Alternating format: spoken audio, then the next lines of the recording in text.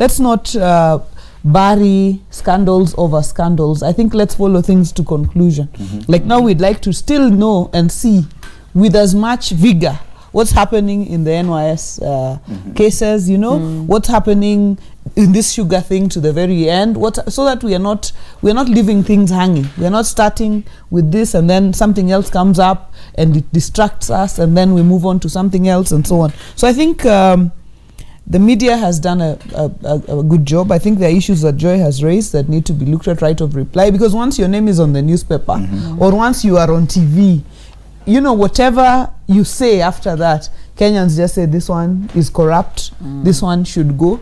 You know, you cannot reply with as much vigor as when the story is introduced. So before we put people's names on the line and companies' reputations and so on, I think we must, of course, do the basics.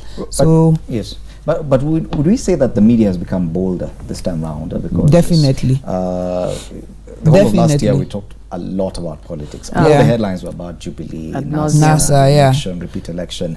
The fact that this year, and we've seen the last 2-3 months, headlines and more headlines about corruption, money being stolen. Are we saying the media in Kenya is becoming bolder? Definitely. I mean, I'd like to say yes, of course.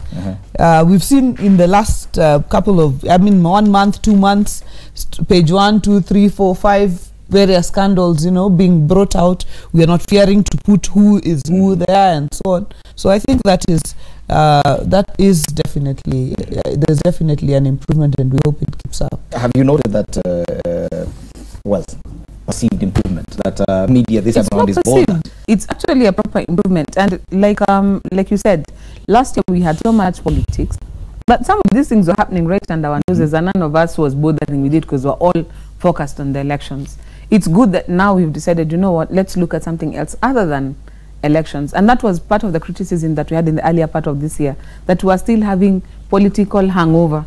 But now this looks like serious business. We are down to serious business. And I agree with Honorable Wanga. We have to keep, like if it's NYS, even if it will be on page 5, there has to be a journalist who's always filing a story about, or going to, like if you look at other news houses, like for example the BBC, they'll tell you, okay, in the newspaper it might be just this caption, but they tell you the full story is on the website. So if you go to the website, there is the chronicle, there's even a Hansard of what's going on.